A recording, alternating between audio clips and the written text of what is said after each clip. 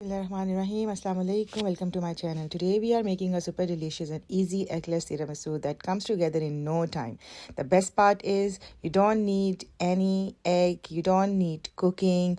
It's just absolutely easy and amazing. For this recipe, I am using Ladyfinger biscuits, but if you don't have them, you can easily use cake crust, plain biscuits instead.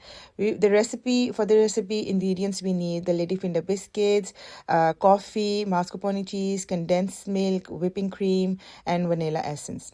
Let's start the dish.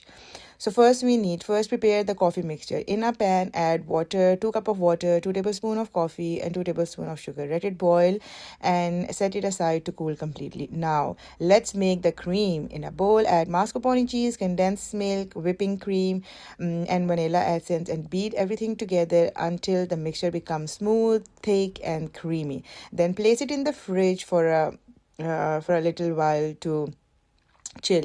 Once everything is cool, it's time to assemble our tiramisu. Spread a thin layer of cream at the bottom of your dish.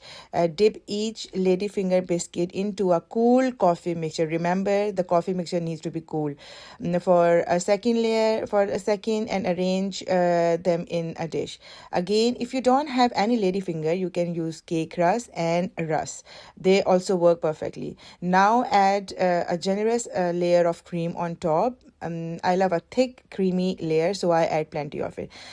Dust some cocoa powder on top, and I also added a little Milo. I mix it in the cocoa powder and I just sprinkle it just to give a little kick, a little more flavor. Repeat the layers: biscuit dipped in coffee, cream, and cocoa powder sprinkled. I recommended making at least 3 layers of the best result.